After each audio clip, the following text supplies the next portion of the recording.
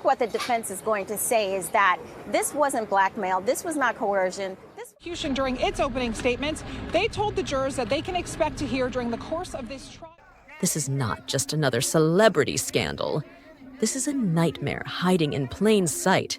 A powerful music mogul, a young, aspiring star, and over a decade of disturbing control, abuse, and exploitation.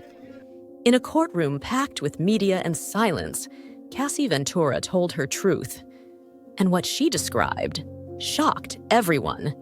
This is the disturbing testimony of Cassie Ventura against Sean Diddy Combs. Cassie, now 37, took the stand and revealed years of darkness behind the glitz and glamour of hip-hop's inner circle. She testified that what began as a relationship when she was just 19 quickly turned into something horrifying. She said Diddy forced her into drug-fueled sex parties, which he called Freakoffs. These weren't consensual. They weren't fun. Cassie said they lasted for days, sometimes up to 4 days straight.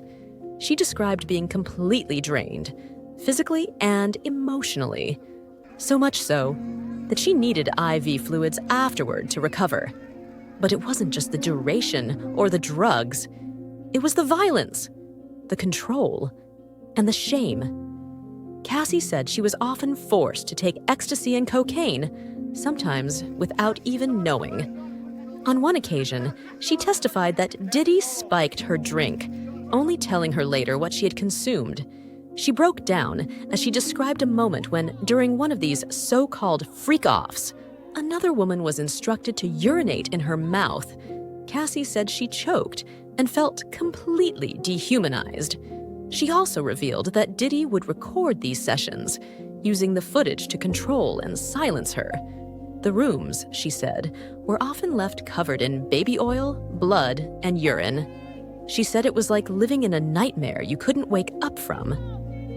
Cassie's words were powerful, but she wasn't the only one speaking up. One witness, a male escort named Daniel Phillip, took the stand and said he was paid thousands by Diddy to have sex with Cassie. At first, he complied, but over time, he said he saw too much. He testified that he once saw Diddy throw a liquor bottle at Cassie, then drag her by her hair, screaming at her to obey. He said, quote, "I didn't help because I was scared. This man has power, money, influence. I didn't want to disappear." But the abuse didn't end behind closed doors. According to prosecutors, Diddy's entire inner circle helped him cover up these crimes. Bodyguards, drivers, assistants, hotel staff. They alleged Diddy had teams to clean up rooms, pay off employees, and track Cassie's every move. Cassie said that every time she tried to leave, Diddy would threaten her with the release of those explicit videos. He would find her, bring her back, and punish her. It was a system of control and fear. Now, this case is no longer just about two people. It's about a system of power, abuse, and silence. Prosecutors say this may qualify as a RICO case, usually reserved for criminal enterprises. They're building a picture of Diddy running a full-scale operation of coercion, exploitation, and sexual abuse. And with witness after witness backing up Cassie's claims, the tide may be turning. As Cassie told the court, quote, "I felt dirty, worthless, but I had no choice." She said she was just 22 when it all began. Diddy was nearly 40. This case could change everything. It's already shaken the entertainment world to its core.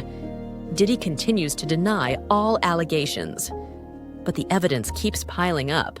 If you or someone you know is a victim of abuse, please reach out. You are not alone. What happens next may not just decide Diddy's future, but how we handle abuse and accountability in the industry moving forward. What are your thoughts on Cassie's testimony? Let's talk about it in the comments below. Don't forget to like, subscribe, and turn on notifications so you don't miss a single update. Thanks for listening. Stay safe. Stay aware.